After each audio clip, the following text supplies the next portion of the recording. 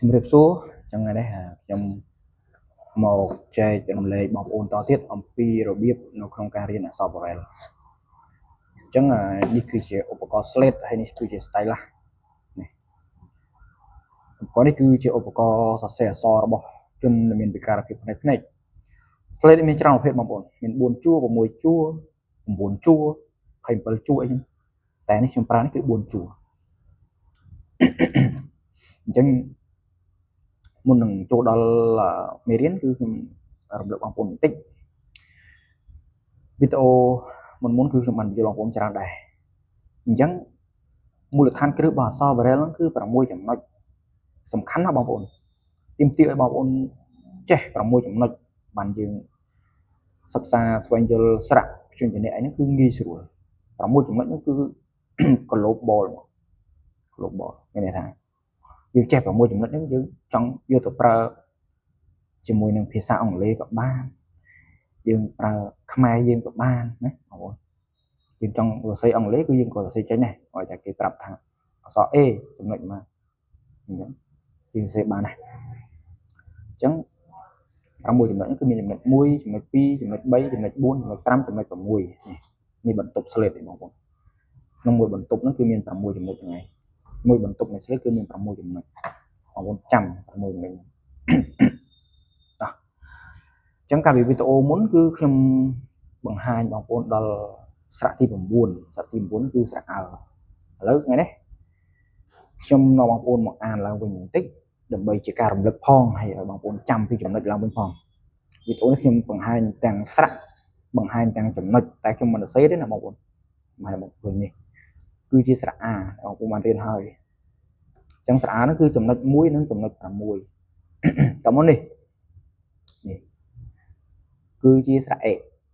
នេះអញ្ចឹងស្រៈអេនោះគឺចំណុច3និងចំណុច4នេះតទៅទៀតស្រៈទី3គឺស្រៈអីនេះស្រៈអីនោះគឺមានចំណុច1និងចំណុច5តមកទៀតជាស្រៈទី4គឺស្រៈអឺស្រៈនោះគឺបងប្អូនសិក្សាស្វែងយល់ហើយតែខ្ញុំរំលឹកឡើងវិញដើម្បីឲ្យបងប្អូនចាំទាំងបងប្អូនដែលមានពិការភាពបងប្អូនដែលមិនមានពិការភាពបងប្អូនដែលមានពិការភាពគាត់ស្ដាប់ហើយគាត់យកទៅសរសេរអនុវត្តតាមហ្នឹងនេះស្រៈទី4គឺស្រៈអឺអញ្ចឹងស្រៈអឺនឹងចំណុចប៉ុន្មានណាបងប្អូនចំណុច2ចំណុច4និងចំណុច6តបមកស្រៈអឺនេះស្រៈអឺរបស់យើងគឺមានចំណុច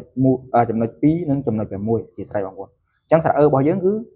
ចំណុច2និងចំណុច6បន្តមកទៀតនេះយើងឡើងមកវិញយើងឃើញនៅស្រៈទី6ហើយគឺស្រៈអូនេះស្រៈអូរបស់យើងគឺមានចំណុចប៉ុន្មានចំណុច1និងចំណុច4នេះបងប្អូនតមកទៀតនេះស្រៈអូនេះស្រៈអូយើងស្អកកបន្តិចបងប្អូនអញ្ចឹងស្រៈអូនេះចំណុចប៉ុន្មានទៅ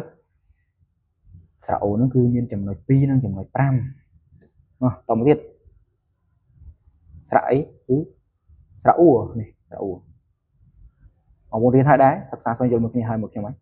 ក៏បានធ្វើវីដេអូឲ្យបងប្អូនហើយអញ្ចឹងស្រៈអ៊ូនោះមានចំណុចប៉ុន្មានទៅចំណុច2និងចំណុច3តមកទៀតនេះគឺជាវីដេអូចុងក្រោយរបស់ខ្ញុំដែលខ្ញុំបានបង្ហាញឲ្យដែរថ្មីទេសង្ឃឹមបងប្អូនមិនទាន់ភ្លេចអាចចាំគឺជាស្រៈអើរបស់យើងមានចំណុចប៉ុន្មានចំណុច1ចំណុច4និងចំណុច6អញ្ចឹងនេះស្រៈបន្ទាប់គឺជាស្រៈទី10ដែលបងប្អូនត្រូវសិក្សាស្វែងយល់ជាមួយខ្ញុំក្នុងវីដេអូនេះបងគឺស្រៈអឺនេះស្រៈអឺនេះបងប្អូនមើលស្រៈតង់មូលហ្នឹងមកអ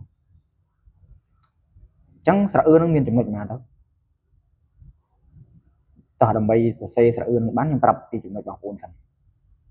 បងប្អូនឃើញរៀងហើយខ្ញុំប្រាប់ចាប់ដល់ប្រាប់អំពីចំណុចម្ដងស្រៈអឺគឺមានចំណុច1ចំណុច2ចំណុច3ចំណុច4ចំណុច5 1 2 3 4 5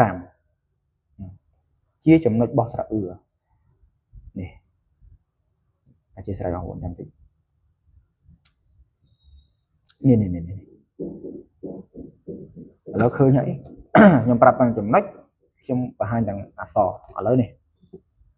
ខ្ញុំអនុវត្តការសរសេរឲ្យបងប្អូនមើលម្ដងយើងចាប់ផ្ដើមបន្ទប់មកនេះផ្នែកខាងលើហៅថាចំណុច1អញ្ចឹងចុចមកចំណុច1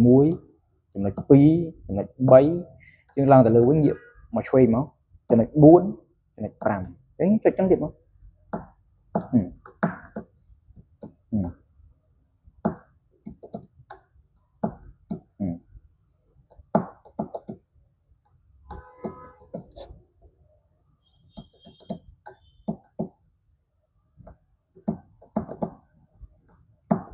ចុចយឺតទៀតបងប្អូនអត់ឲ្យចុចលឿននេះខ្ញុំឲ្យបងប្អូនពិបាកមើល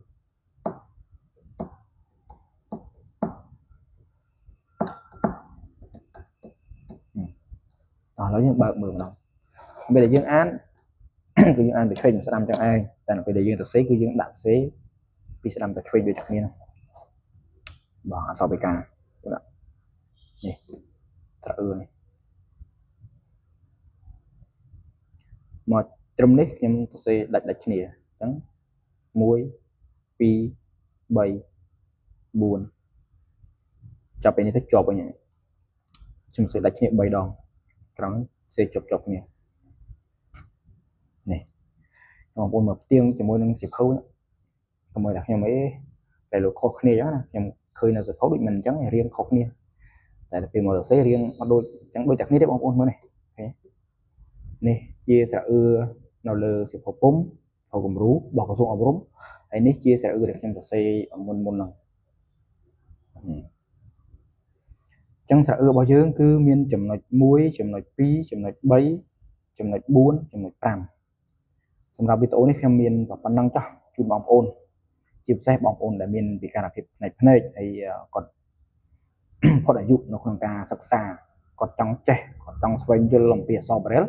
គឺគាត់អាចយកវីដេអូរបស់ខ្ញុំទៅស្ដាប់ហើយសរសេររៀនអនុវត្តតាមបានអរគុណច្រើនសម្រាប់បងប្អូនដែលតែងតែតាមដានស្ដាប់